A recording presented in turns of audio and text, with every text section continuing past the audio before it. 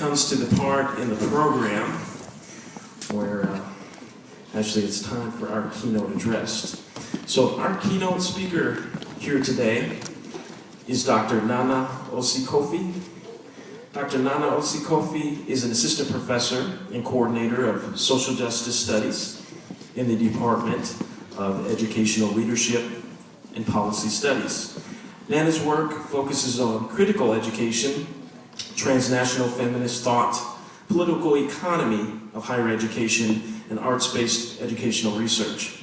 Prior to coming to Iowa State University, Nana was a visiting assistant professor of educational psychology and leadership and curriculum instruction at Texas Tech University. So we're glad that she decided to stay in the Big 12, but decided to come here. Nana received her PhD from Claremont Graduate University and has a passion for diversity, equity, inclusion, and social justice. Nana?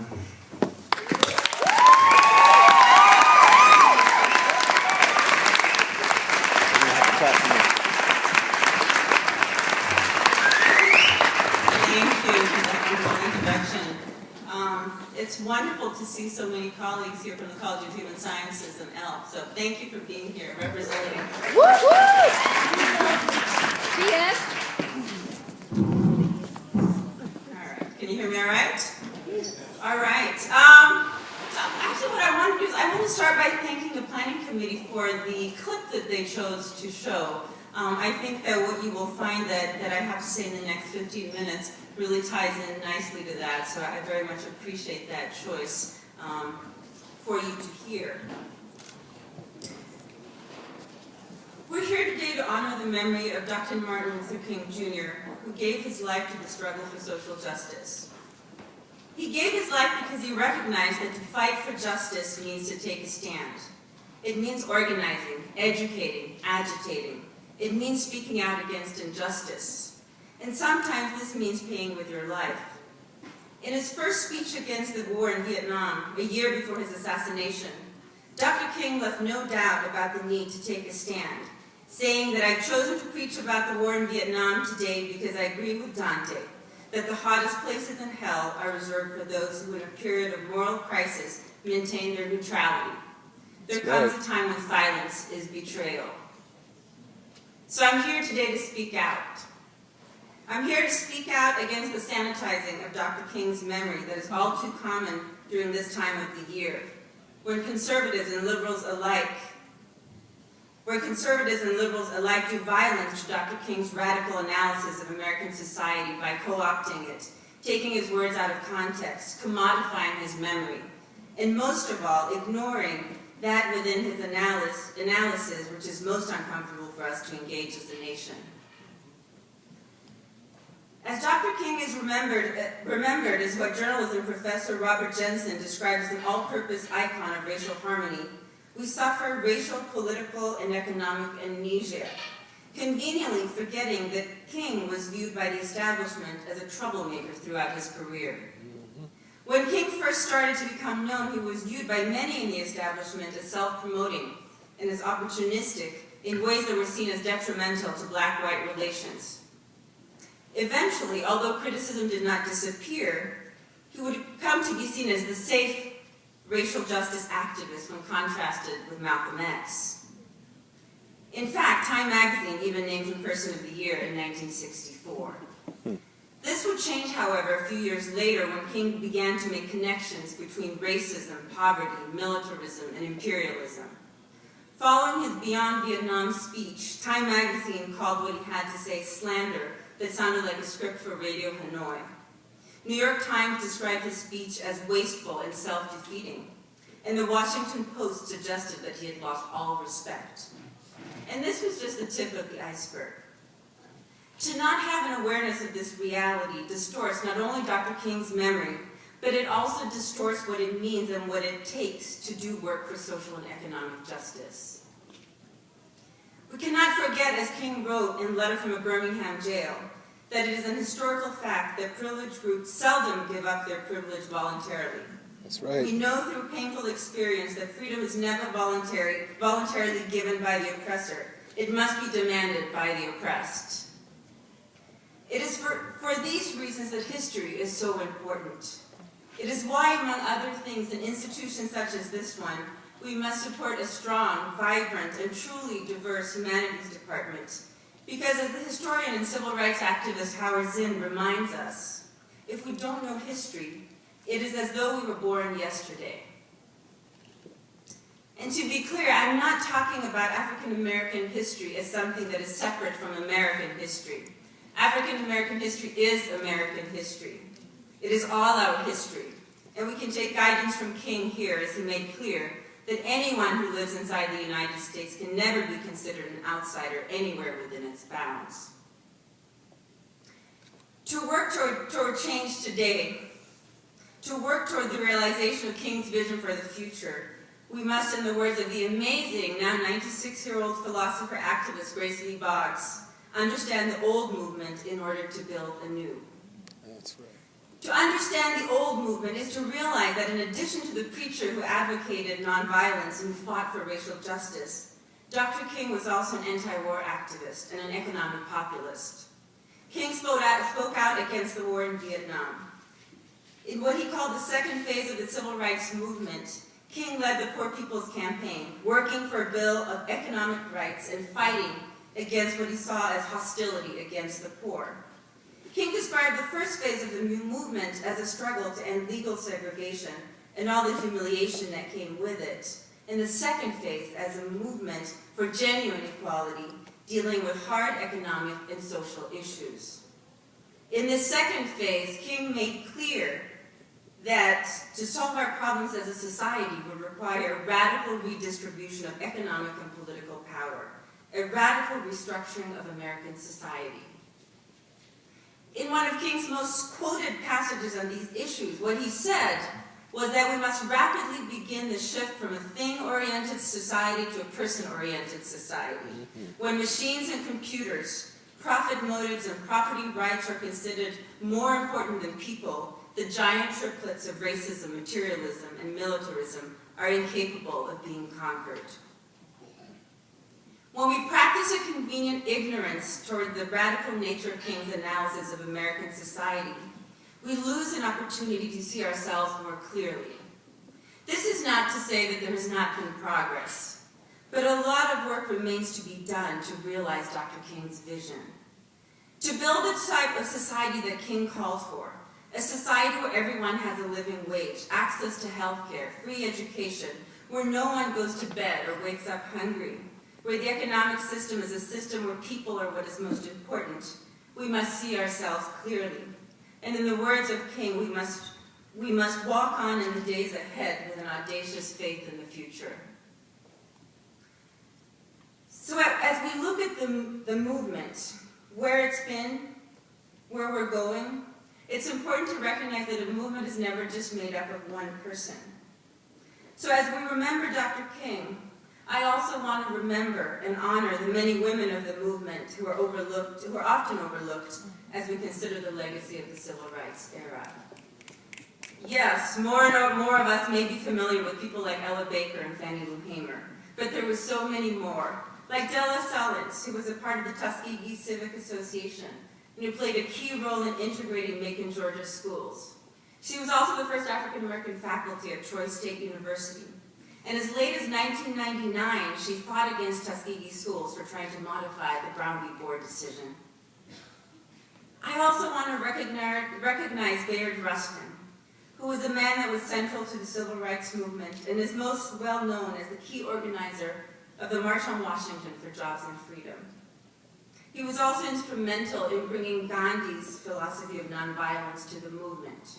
Yet as an openly gay man in 1963, while most of us know about the March on Washington, few of us know the name Bayard Rustin.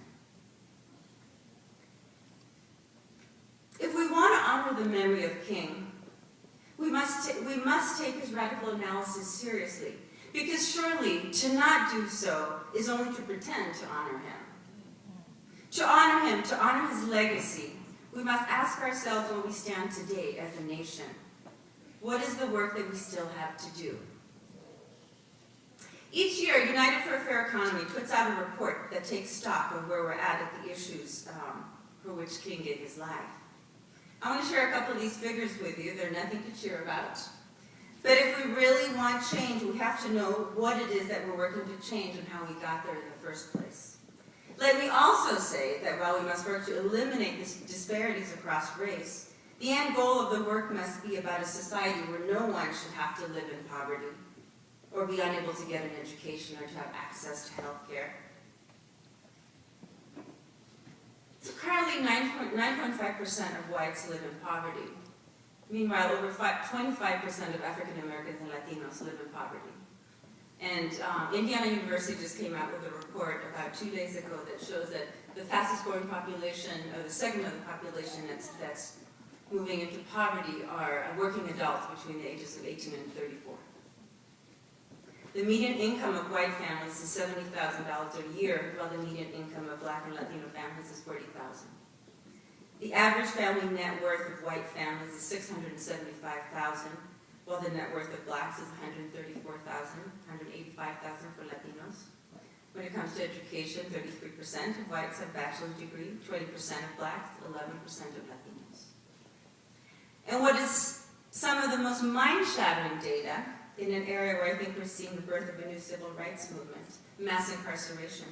Blacks are 6.1 times more likely than whites to be in prison, mostly as a function of the so-called drugs and war, even though we have decades of research to show that Blacks are no more likely than whites to sell or to use drugs. In speaking to what was achieved by the civil rights movement, Dr. King suggested that Blacks had reached a degree of decency, not equality. And I would suggest to you that what these data suggest is that this is where we are today.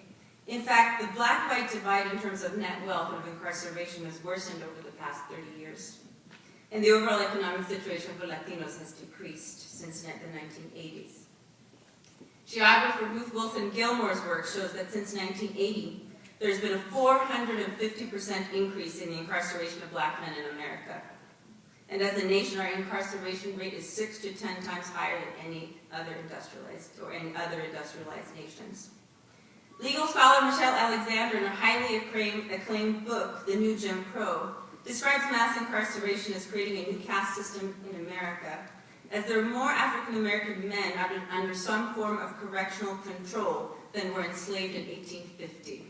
Let me say that again.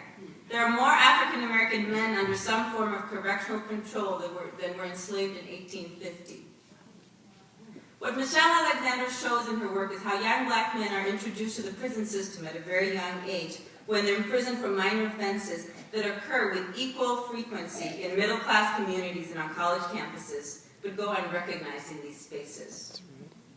Once they've served their terms, they're stripped of their rights, and some of what this means, for example, is not being able to live in public housing for 5 years. You can have your wages garnished up to 100% for legal and other fees, and being ineligible for food stamps in many states. Alexander argues that this is a system that, by design or not, sends people back to prison. Through the labeling of people as felons, old forms of discrimination are made legal again, thus the new Jim Crow. So in speaking of the old Jim Crow, King suggested that most people who supported this policy were ignorant of its consequences. If that's the case today, then consciousness raising must be a part of our work. And to raise consciousness, we must be willing to educate ourselves and to speak out.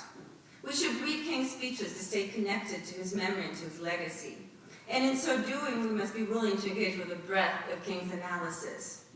Often, the higher the stakes, the greater our fear is to speak out. I want to suggest, paraphrasing Howard Zinn, that it is exactly when we're in the midst of crisis that we must affirm our freedom of speech. Because if we're in fear of speaking out, then democracy is severely compromised. So to speak out is to manifest a deep commitment to the values of participatory democracy.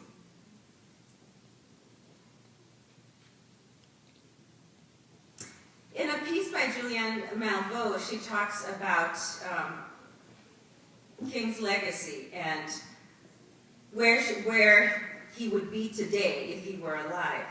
She suggests, and I agree with her, that King would probably be outside with the folks from Occupy Wall Street, outside the banks, asking why large corporations can get bailouts and ordinary people cannot, and he would be directing a 21st century version of the Poor People's Campaign. As part of this, I think that King would also be at the forefront of the living wage movement and the prison abolition movement. I think that King, as many contemporary social justice champions have suggested, would also emphatically speak to the fact that piecemeal policy reform is doomed to fail in the long run, and that we have to build a new human rights movement. Sometimes in my classes in our social justice studies program here at ISU, which I'm proud to say there are a number of students that are receiving, or the number of students that are part of, or the award recipients later today. In these classes, I recognize that deeply engaging with the multiple factors that shape the social conditions with which we attempt to grapple can be overwhelming. Instead of feeling a strong sense to work for social justice, the feeling can be one of an action. A sense of not knowing where to begin, of not feeling as though one person can make a difference because the challenges are so large. What I offer to students is that to change something, we need to understand it. So in building our own understanding, knowledge is power. And more than anything, one of the things that I'm always reminded about when I think about this issue is something that I heard a number of years in a speech from the brilliant, brilliant late Dr.NanaOsei-KofiMLK.MOV. Maribel simply said to the audience, struggle where you are. So what that means is that you don't have to try to take on a mammoth project somewhere out there. Struggle here, struggle now. Struggle in the everyday for that in which you believe, for that which is just, for that which is equitable, for that which will contribute to building a nation without racism, without poverty, and without war. To close, I want to speak about love. In his Nobel Prize speech, King described love as the key to the solution of the problems of the world, affirming his belief that unarmed truth and unconditional love would have the final word in reality. So in that spirit, I want to close with some of Bell Hook's work. This is a piece that she calls Values, Living by a Love Ethic. Awakening to love can happen only as we let go of our obsession with power and domination. Culturally, all spheres of American life, politics, religion, the workplace, domestic household, intimate relations, should and could have a foundation, or could have as their foundation, a love ethic. The underlying values of a culture and its ethics shape and inform the way we speak and act. A love ethic presupposes that everyone has the right to be free, to live fully and well. Domination cannot exist in any social institution where a love ethic prevails. When love is present, the desire to dominate and exercise power cannot rule the day. All the great social movements for freedom and justice in our society have promoted a love ethic. Concern for the collective good of our nation, city, or neighbor, rooted in the values of love, makes us all seek to nurture and protect the good.